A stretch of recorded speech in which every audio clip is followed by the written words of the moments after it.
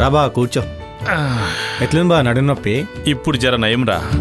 Ramulu doctor దగ్గరికి పోయినాం కదా, కొత్త పిల్లగాడు కదా, మంచిగా చూసుకున్నాడు. దావకాన మార్స్తే గానీ నొప్పి తగ్గకపా. ప్రపంచం మొత్తం మారిపోతుందిరా. ఇవాళ ఉన్నది రేపు ఉండట్లేదు. ఓ సారు, ప్రపంచం మారుతుందేమో గానీ మా నర్సాపూర్ మాత్రం మారతలేదు. 10 ఏండ్ల కిందట గదే నర్సాపూరు, ఇప్పుడు గదే నర్సాపూరు. గవే కసరా రోడ్లు, గవే కరెంటు దిప్పలు, తాగే నీళ్ళకు గరువే, చేసే పంటలకు బరువే. ఏం బాధ వచ్చినా అయితే హైదరాబాద్ పోవాలా, లేకపోతే దుబాయ్ పోవాలా. ఎంత ఘోరం అంటే పుట్టిన పిల్లల్ని సాధలేక మందికి అమ్మేసుకుంటుర్రు. ఏం మారింది? అందుకే రేపటి సంది నర్సాపూర్ తప్ప ప్రపంచమంతా మారిపోతుందని చెప్పుర్రి. కరెక్ట్గుంటది. ఏమ్రా? అంతే బా.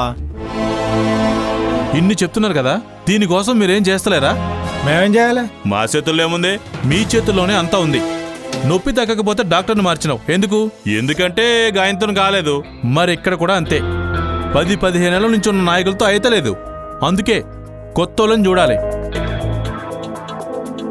యువకుడు, మంచి మనసున్నాడు, జనం కోసం ఏవైనా చేసేటోడు మన బలవేంద్రనాథ్ అని ఉన్నాడు కదా, ఆయన కోటేద్దాం. బలీంద్రనాథ్ అంటే మన నరేంద్రన్న గుడి కదా? ఆయన్నే. ఆయనకే ఓటేయాలి. డాక్టర్ని మారిస్తే రోగం పోయినట్టు నాయకుడిని మారిస్తే దరిద్రం పోతుంది. బస్ అంతే. ఇన్ని రోజులు మీరు మారలేదు కాబట్టి మీ ఎమ్మెల్యే కూడా మారలేదు, మీ బతుకులు మారలేదు. ఇప్పుడు మీరు మారండి, మీ ఎమ్మెల్యేను మార్చండి, మీ బతుకులు మార్చుకోండి. అప్పుడు ఈ ప్రపంచంతో పాటు నర్సాపూర్ కూడా మారిపోద్ది.